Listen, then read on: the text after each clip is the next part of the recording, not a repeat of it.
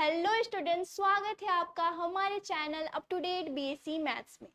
तो जो हम चैप्टर पढ़ रहे थे वो था एसिम्प्टोट्स, जिस पे हमने पहले ही 2 लेक्चर्स कर लिए हैं। आज है लेक्चर नंबर 3, ठीक है। और इसके साथ साथ और एक बात बता दूं कि हमने पहले ही कितने चैप्टर्स कंप्लीट कर रखे हैं। 2 चैप्टर्स हमने पहले ही कंप्लीट कर रखे हैं और उनका नाम क्या क्या है, सक्सेसिव डिफरेंशिएशन और एक्सपेंशन।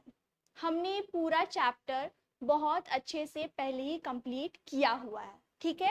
अगर आपने उनकी वीडियोस नहीं देखी है, उनका लिंक डिस्क्रिप्शन बॉक्स में है, आप वहां से जाकर के जरूर चेक करिए। और अगर आपने इस चैप्टर एसिम्प्टोट्स स्टार्टिंग से नहीं किया है तो उसका लिंक भी डिस्क्रिप्शन बॉक्स में है, आप वहां से जाकर के जरूर से चेक करिए, ठीक है। तो हमने आज तक 2 लेक्चर्स में क्या क्या किया है। सबसे पहला तो हमने देखा एसिम्प्टोट्स होता क्या है ना। हमने फर्स्ट क्लास में देखा था एसिम्प्टोट्स के बारे में, हमने ऑब्लिक एसिम्प्टोट निकालना सीखा था फर्स्ट क्लास में। उसके बाद सेकंड क्लास में हमने क्या किया, ऑब्लिक एसिम्प्टोट पे ही एक क्वेश्चन भी किया और हमने उस पर एक स्पेशल केस भी देखा। केस क्या था, याद है सभी को, है ना। स्पेशल केस था कि जब हम एम का जब वैल्यू निकाल रहे होते हैं तो एम या तो रिपीट कर जाता है तो हम सी का वैल्यू नहीं फाइंड कर पा रहे थे, तो वो हम कैसे करेंगे वो हमने लास्ट क्लास में देखा हुआ है। अगर आपने नहीं देखा है तो सबसे पहले जाकर के जरूर से चेक करिए, ठीक है। हाँ, तो लास्ट क्लास में हमने वहां तक किया था। स्पेशल केस पे एक क्वेश्चन भी किया था हमने, लेकिन एक क्वेश्चन से कुछ नहीं होता है, मैं बार बार बोलती हूँ, ठीक है। तो मैंने कहा था कि अगर आपको समझ आ गया है कोई बात नहीं, आप एक बार ट्राई कर लेना। मैंने लास्ट में क्वेश्चन भी दिया था, ठीक है। आप ट्राई कर लेना बोल करके आपने ट्राई किया है तो बहुत अच्छी बात है, बन गया है तो और भी अच्छी बात है। नहीं बना, जिन्होंने ट्राई नहीं किया कोई बात नहीं, मैंने कहा था कि इस लेक्चर में हम उसे डिस्कस करेंगे। एक बार एक उस क्वेश्चन को जरूर से बनाएंगे, क्योंकि हमने एक ही क्वेश्चन बनाया और एक क्वेश्चन से कुछ होता नहीं है, ठीक है। तो कोई बात नहीं, हम उसे भी करेंगे। लेकिन आज जो है मैं एक नया कॉन्सेप्ट बताने वाली हूँ एसिम्प्टोट्स में ही। तो उस क्वेश्चन को मैं बनाऊंगी, मैंने कहा है मैं बताऊंगी, तो उसे मैं बताऊंगी और आज ही के क्लास में बताऊंगी। लेकिन उससे पहले एक नया कॉन्सेप्ट सीखते हैं एंड देन हम उसी पे कंटिन्यू करेंगे उस क्वेश्चन को, ठीक है। ठीक है, तो आज का जो न्यू कॉन्सेप्ट होगा वो कैसा होगा, ठीक है। अभी तक जो हमने एसिम्प्टोट्स निकालना सीखा है वो ऑब्लिक एसिम्प्टोट्स हम अभी तक निकाल रहे थे, ऑब्लिक एसिम्प्टोट्स निकाल रहे थे। उस पे एक स्पेशल केस भी हमने सीख लिया है। उसके साथ ही आज जो हम देखने वाले हैं एसिम्प्टोट्स क्या, asymptotes parallel to axis, axis मतलब कोऑर्डिनेट एक्सिस, वो हम कैसे फाइंड करेंगे, ठीक है। मैंने बताया है ना कि मैंने बताया हुआ है वैसे तो पहले कि जो एसिम्प्टोट्स है, जैसे कि एक्सिस है, एक्स एक्सिस और वाई एक्सिस, तो कोई लाइन ऐसा जो ना तो एक्स एक्सिस या वाई एक्सिस के पैरेलल या परपेंडिकुलर ना हो, उसे हम ऑब्लिक एसिम्प्टोट बोलते थे, मैंने बताया था। और हमने जो सीखा है इसी को फाइंड करना सीखा है ऑब्लिक एसिम्प्टोट के, ठीक है। ऑब्लिक वाले को हमने फाइंड करना सीखा है। और मैंने साथ ही ये भी बताया था कि एसिम्प्टोट्स जो होते हैं वो पैरेलल भी हो सकते हैं एक्सिस के। तो आज हम उसी की बात करेंगे, ठीक है, कि एसिम्प्टोट्स पैरेलल टू एक्सिस हम फाइंड कैसे करते हैं, ठीक है। तो स्टार्ट करें हम, ठीक है। हाँ, तो सबसे पहले एक्सिस की बात करो तो एक्स एक्सिस और वाई एक्सिस होता है, हम दोनों के लिए देखेंगे। तो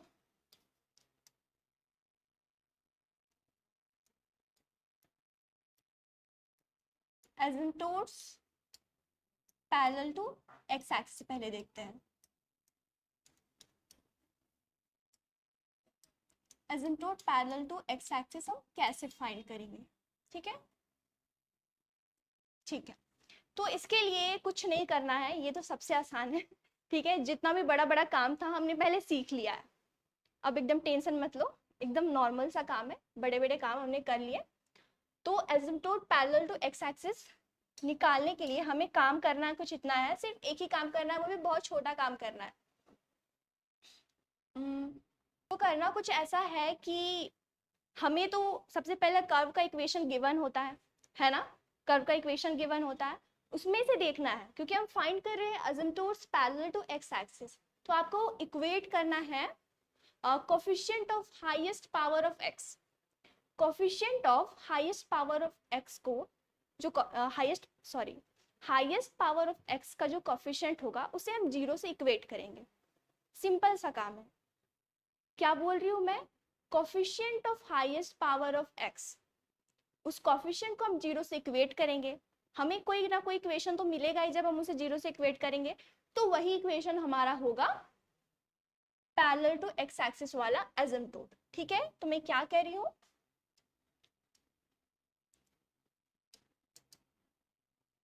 इक्वेटिंग कोफिशिएंट ऑफ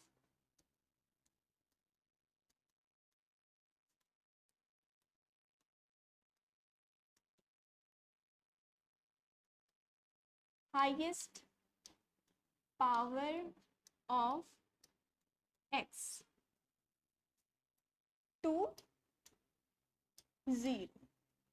ठीक है, उसके बाद जो हमें इक्वेशन मिलेगा वही होगा हमारा asymptote parallel to X axis. ठीक है, साथ ही वाई एक्सिस के लिए भी देख लेते हैं, उसके लिए भी सेम काम करना है। Asymptote parallel to Y axis,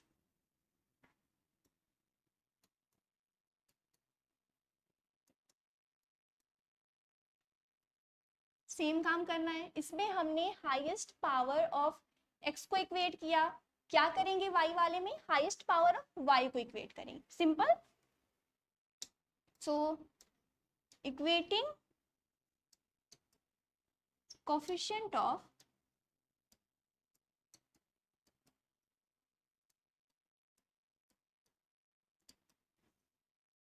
highest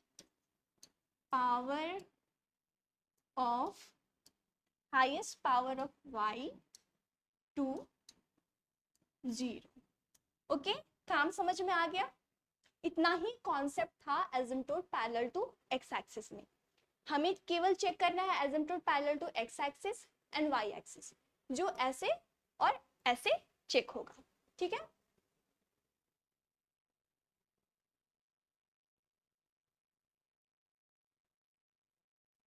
ठीक है, तब हम क्वेश्चंस करते हैं। अब क्वेश्चंस में हम इसे कैसे अप्लाई कर रहे हैं वो आप ध्यान से देखो। जैसे कि ये वाला जो क्वेश्चन है, मैंने लास्ट क्लास में ये क्वेश्चन कराया हुआ है, अगर आप ध्यान से देखो क्वेश्चन, आप मैच करा लेना। ये क्वेश्चन मैंने किया हुआ है, लेकिन क्या किया था हमने उसमें हमने ऑब्लिक एसिम्प्टोट फाइंड किया था। हम ऑब्लिक एसिम्प्टोट फाइंड कर रहे थे, लेकिन आज मैंने बताया एसिम्प्टोट पैरेलल टू एक्सिस। तो इसी कर्व पे हम asymptote parallel to X axis निकाल के देखते हैं कि आता क्या है। ठीक है, सो सबसे फर्स्ट जो हम चेक करेंगे वो करेंगे asymptote parallel to X axis.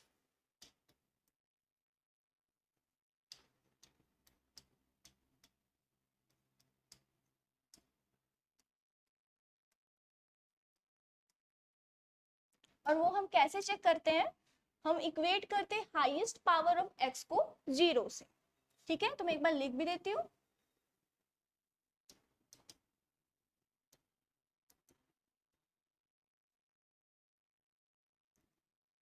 Coefficient of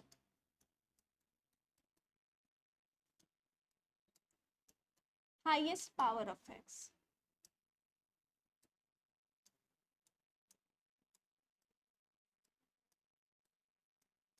to 0।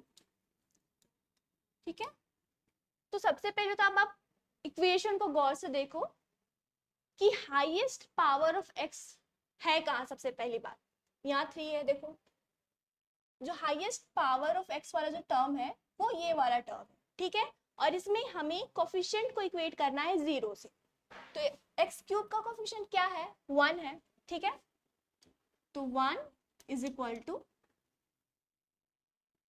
क्या आ गया यहाँ पे हमारा, 1 इज इक्वल टू 0। लेकिन क्या कभी ऐसा हो सकता है, और क्या ये सही है? बिल्कुल भी नहीं, ये कभी भी नहीं हो सकता। ठीक है, विच इज फॉल्स। तो अब क्या, अगर जब ऐसा हो नहीं सकता तो उसका क्या मतलब समझना है? सिंपल सा मतलब समझना है कि क्योंकि हम asymptote parallel to X axis check कर रहे हैं और ये जो हमारा इक्वेशन आया है बिल्कुल ही रॉन्ग है। आप समझ जाओ कि ऐसा कोई भी एसिम्प्टोट नहीं है जो पैरेलल टू एक्स एक्सिस हो। ठीक है, तो कंक्लूजन क्या होगा? That is no asymptote parallel to X axis.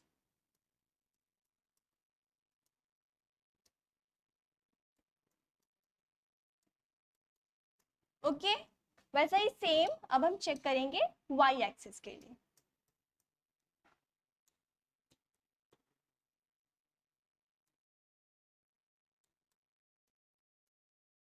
Parallel to Y axis. Okay, इसमें हमें क्या करना है? सेम काम करना है। Equating coefficient of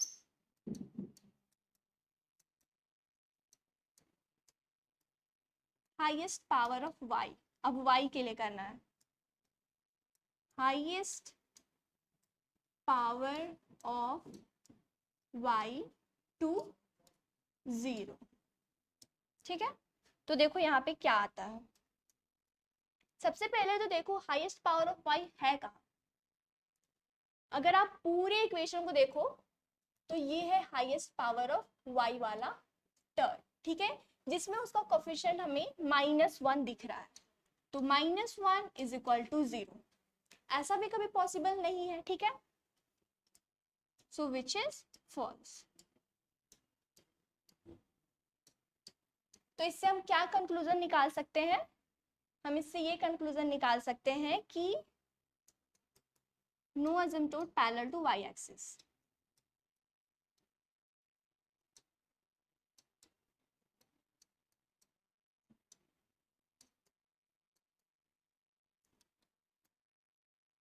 I think आपको काम पूरा समझ में आ गया है। ठीक है, क्योंकि ये क्वेश्चन हमने पहले ही डिस्कस किया हुआ था, ये दो काम हमने नहीं किया था उस क्वेश्चन में।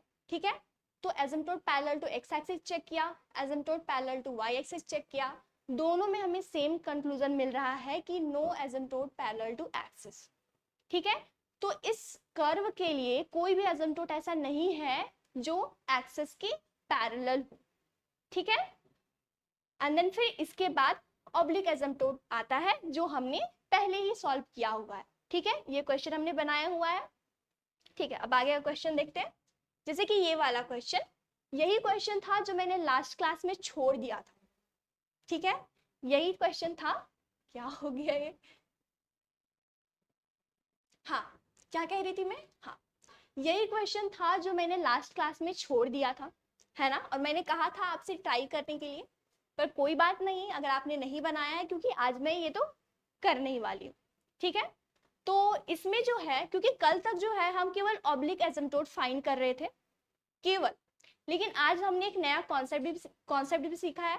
ठीक है, तो आज हम उसे भी इंक्लूड करेंगे इस क्वेश्चन में, और एसिम्प्टोट पैरेलल टू एक्सिस भी फाइंड करेंगे और ऑब्लिक एसिम्प्टोट्स भी फाइंड करेंगे।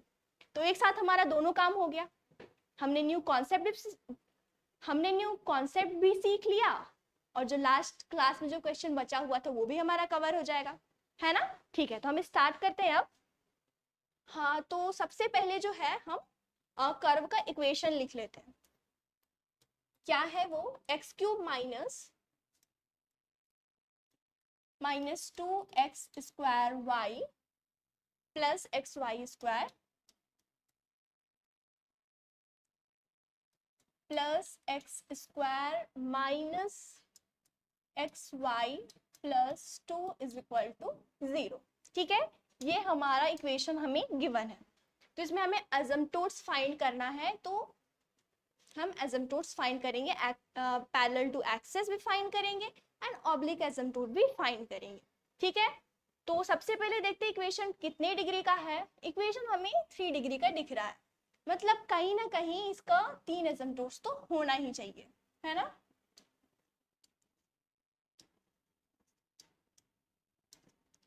थ्री डिग्री का हमें इक्वेशन दिख रहा है, तो इसका 3 एसिम्प्टोट्स होना चाहिए, आइदर रियल और इमेजिनरी। ओके, ठीक है, तो फिर जो हम फर्स्ट काम करेंगे, क्योंकि हम लास्ट क्लास तक हम ऑब्लिक एसिम्प्टोट से ही स्टार्ट कर रहे थे, आज हम हमारा फर्स्ट काम स्टार्ट करेंगे एसिम्प्टोट पैरेलल टू एक्सिस से। So asymptote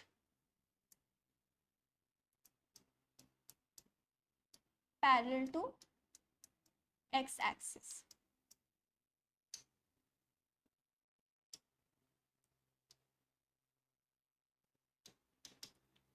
Equating the coefficient of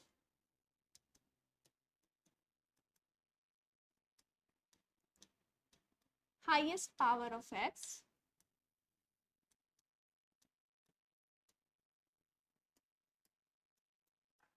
to 0।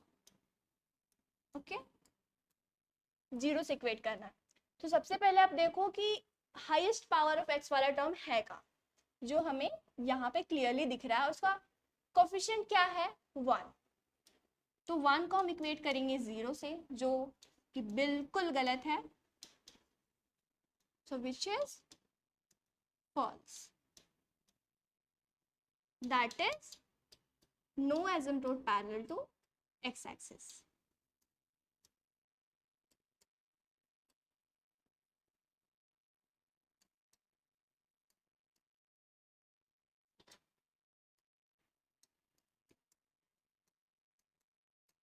साथ ही साथ हम asymptote parallel to Y axis भी चेक कर लेते हैं।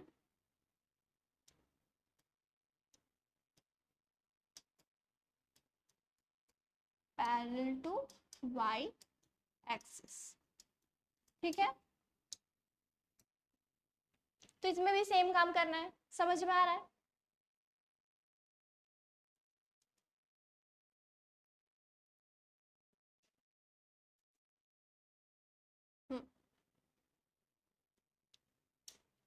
हाँ, तो करना क्या है हमें कि हाईएस्ट पावर ऑफ y का जो कोफिशिएंट है उसे हम फिर से 0 से इक्वेट करेंगे। वो आप यहाँ पे एक लाइन लिख लोगे खुद से, ठीक है। तो हम ढूंढते हैं कि हाईएस्ट पावर ऑफ y है का। यहाँ y का पावर 1 है, y का पावर 2 है, देन फिर यहाँ y का पावर 1 है। मतलब ये जो y का पावर 2 यही वाला term highest power of y वाला टर्म है ना। तो हाईएस्ट पावर ऑफ y का जो कोफिशिएंट होता है हम उसे 0 से इक्वेट करते हैं। तो यहाँ आपको कोफिशिएंट क्या दिख रहा है, यहाँ अगर आप देखो तो, क्योंकि ये तो वाई स्क्वायर जो है ये हाईएस्ट पावर ऑफ y है, तो उसका कोफिशिएंट तो x हो गया, है ना। तो ये x उसका कोफिशिएंट है, तो हम x को इक्वेट करेंगे 0 से। अब ये क्या है, x इक्वल्स टू 0, ये एक इक्वेशन आ गया, है ना। एक इक्वेशन आ गया, मतलब it is the asymptote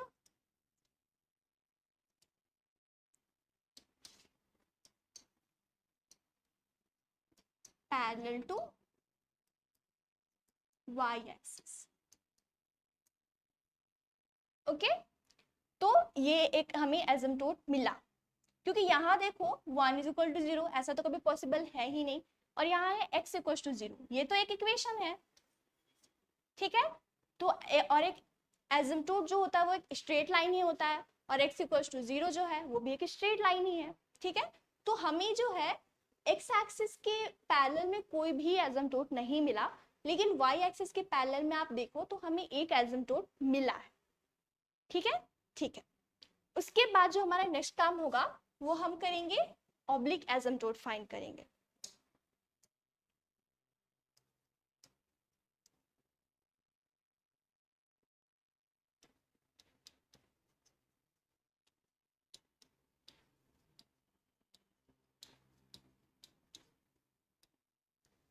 तो ऑब्लिक एसिम्प्टोट में हम क्या करते थे, हम m फाइंड करते थे, c फाइंड करते थे, और कैसे करते थे सबको याद है। तो हमारा फर्स्ट काम जो वो क्या होता है, हमारा फर्स्ट काम होता था कि जो हाईएस्ट डिग्री टर्म है उसे हम, जो हाईएस्ट डिग्री टर्म है उसमें x equals to 1 and y equals to m put करते थे, ठीक है। So put x equals to 1 and y equals to m in highest degree term.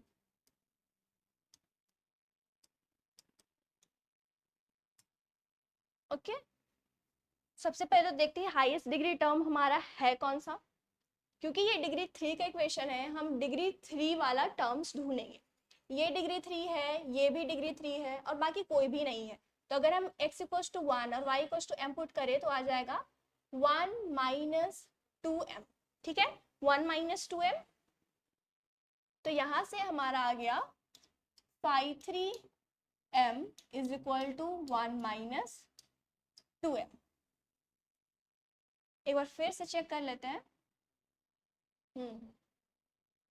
Sorry, देखो ये वाला टर्म भी तो डिग्री 3 का ही है, इसमें भी तो हम पुट करेंगे, हमने इसे क्यों छोड़ दिया, दिखा नहीं हमें, है ना। ठीक है, तो हम अगर इसमें भी पुट करेंगे तो आ गया 1 minus 2m plus M square. वही मैं सोचू एक ना सिंपल सा इक्वेशन आ कैसे रहा है, ये आ गया। उसके बाद हम इसे 0 से इक्वेट करते थे।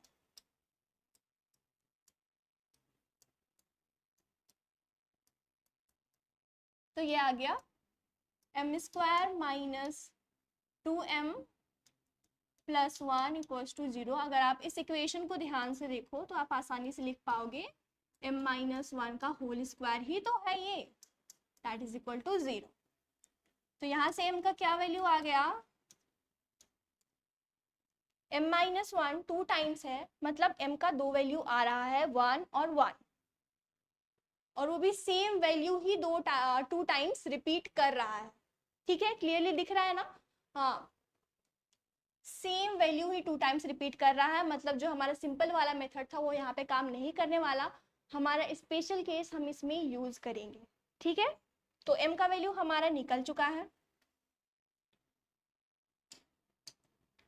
That is m1 is equal to 1 is equal to m2। ठीक है, दोनों ही वैल्यू सेम आया है। तो अब हमारा काम है कि एक काम करते हैं इसे,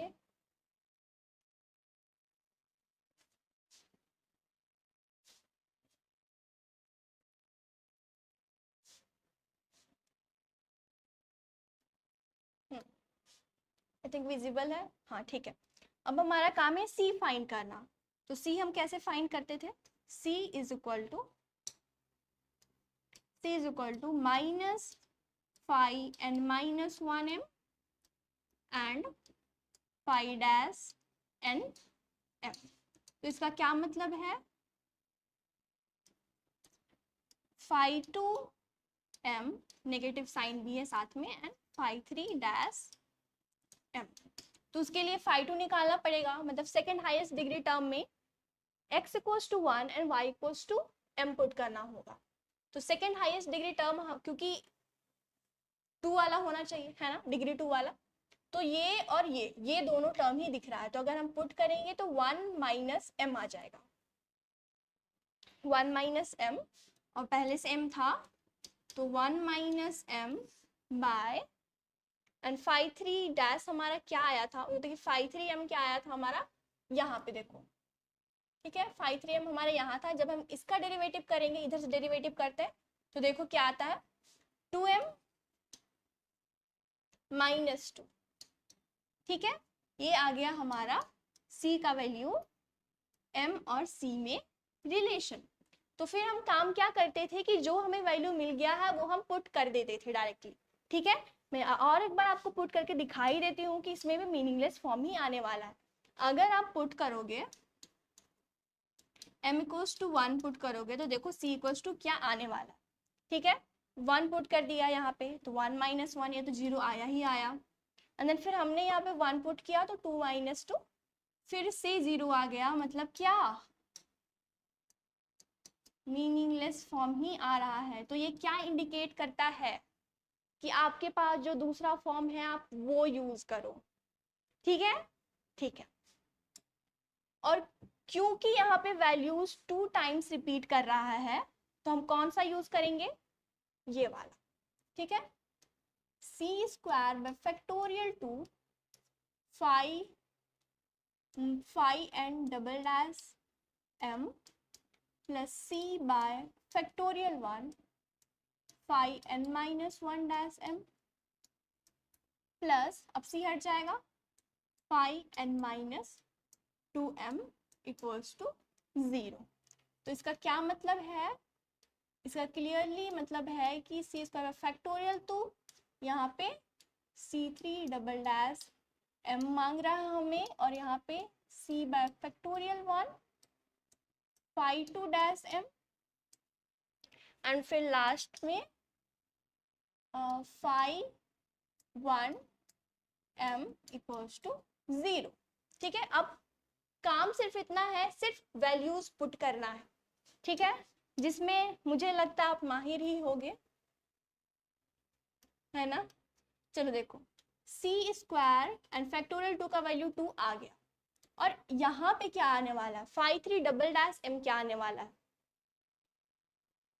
क्योंकि ये जो था ये हमारा क्या है, फाइव थ्री एम है, ठीक है। इसका एक बार डेरिवेटिव करते हैं, देखो five three dash M is equal to, इधर से कर रहे हैं तो ये आ गया 2m एंड फिर माइनस 2, इसी का और एक बार डेरिवेटिव करेंगे तो हमें मिलेगा five three double dash M, क्या होता है ये, five three double dash M is equal to, इसका डेरिवेटिव करेंगे अब हम तो हमें मिलेगा 2, ठीक है, ठीक है, हमें 2 मिला, तो यहाँ से हम इसका वैल्यू 2 रख देते हैं, फिर plus C into five two का डेरिवेटिव करना है हमें। तो अगर आप देखो हमारे पिछले पेज में, तो यहाँ पे जो है हमने फाइव टू यही निकाला था, मैं एक्स्ट्रा से नहीं कर रही हूँ, आप हमने काफ़ी क्वेश्चन किए हैं, आप समझ रहे होगे, ठीक है। तो ये फाइव टू यही निकला था हमारा, लेकिन इसका हम एक बार डेरिवेटिव करेंगे तो हमारे पास माइनस वन आने वाला है, ठीक है, तो वो आ जाएगा माइनस वन, एंड फिर प्लस फाइव वन एम, ये हमें इक्वेशन पे जाना होगा, इसके लिए फाइव वन के लिए 1 डिग्री वाला टर्म अगर आप देखो तो कोई भी नहीं है, कोई भी नहीं है, ठीक है। अब इसे मत कह देना कि फाइव वन ये होगा, नहीं, डिग्री 1 वाला टर्म होना चाहिए उसके लिए, जो कि इसमें है नहीं, मतलब वो हो जाएगा 0, ये आ गया 0 इज इक्वल टू 0। तो यहाँ से क्या आ गया, ये 2 और 2 कैंसल, तो C square minus C is equal to 0, यहाँ से सी हम निकाल सकते हैं, तो क्या आ गया, सी माइनस वन इक्वल्स टू 0, यहाँ से सी इक्वल्स टू 0 और 1 आ रहा है, मतलब हमें m का वैल्यू पुट करने की जरूरत भी नहीं पड़ी और डायरेक्टली हमारा वैल्यूज आ भी गया। लेकिन इसका मतलब डायरेक्टली यही समझो कि हमारे पास, क्योंकि m के 2 वैल्यूज हैं, c के 2 वैल्यूज आ रहे हैं, that means c1 equals to 0 and c2 equals to 1, ठीक है, ऐसे समझना है। उसके बाद अब क्या काम है, अब सिर्फ हमें वैल्यूज पुट करना है, हमारे पास सब कुछ है अब। तो क्या होता है, y is equal to M X plus C होता है, ठीक है, तो y is equal to m1 हमारा जो आया 1 आया है, तो x प्लस ये 0, c1 0 पुट कर देंगे तो 0 आ गया हमारा, ठीक है, तो ये एक इक्वेशन आ गया, एंड फिर y is equal to m2 भी x था, मतलब 1 था, तो x plus and c equals to 1, ये फिर से एक इक्वेशन आ गया। तो ये आ गया हमारा एसिम्प्टोट्स का इक्वेशन। लेकिन इक्वेशन हमारा 3 डिग्री का था, हमारे पास 2 ही इक्वेशन आए हैं, याद करो इससे पहले भी हमने कुछ काम किया था, इधर भी कुछ काम हमने आज सीखा है, इधर भी कुछ किया है, यहाँ से भी तो एक इक्वेशन मिला था, ये भी तो हमारा एसिम्प्टोट ही था, ठीक है। तो x इक्वल्स टू 0 जो है, ये इक्वेशन भी एसिम्प्टोट का ही है, तो x इक्वल्स टू 0। तो अब हम कह सकते हैं कि हमारे पास 3 इक्वेशन है एसिम्प्टोट्स के, और हमारा जो कर्व का जो इक्वेशन है वो भी 3 डिग्री का था, तो हमारे पास 3 इक्वेशन आ भी गए एसिम्प्टोट्स के, ठीक है, ठीक है। तो यही वो क्वेश्चन था जिसे मैंने ट्राई करने को कहा था, आप देख लेना अगर आपने बनाया है तो आपने सही बनाया है कि नहीं, लेकिन मुझे विश्वास है आप सही बना रहे होगे, ठीक है। और जो जिन लोगों ने नहीं बनाया था कोई बात नहीं, मैंने आज दिखा दिया कि ऐसे बनता है। ओके, तो आज हमने क्या क्या सीखा। आज हमने देखा asymptotes parallel to axis, X axis और वाई एक्सिस दोनों के पैरेलल हम एसिम्प्टोट कैसे फाइंड करें। उससे पहले हमने ऑब्लिक एसिम्प्टोट फाइंड करना सीखा हुआ है, हमने काफ़ी सारे क्वेश्चंस भी बना लिए, सब कुछ हो गया। And parallel to X axis and Y axis भी चेक कर लिया, ठीक है। मतलब एसिम्प्टोट्स जैसा हम निकाल सकते थे हमने सब कुछ कर दिया, हमने हर तरह से एसिम्प्टोट्स निकालना सीख लिया है। तो क्या अब बस इतना ही, और क्या। चैप्टर एसिम्प्टोट्स था, हम इसमें गिवन होता था कोई कर्व का इक्वेशन, हमें केवल इतना काम करना होता था कि हम एसिम्प्टोट्स का हमें कर्व का इक्वेशन गिवन होता था और हमें एसिम्प्टोट्स फाइंड करना होता था, ठीक है। और एसिम्प्टोट्स जो है वो एक स्ट्रेट लाइन ही होता है, तो y is equal to M X plus C के फॉर्म में ही होगा। मतलब क्या था कि c m और c का ही वैल्यू हमें चाहिए था, वही दोनों अननोन था, एंड उसी के लिए हमने इतना सारा काम किया। और आप प्रैक्टिस के लिए कुछ कुछ क्वेश्चन बुक्स से, अपने बुक से कर लोगे, ठीक है। तो बस आप सब अच्छे से पढ़ो। अगर आपको वीडियोस अच्छी लग रही है, वीडियोस को लाइक करिए, चैनल को भी सब्सक्राइब करिए, ठीक है। Thank you.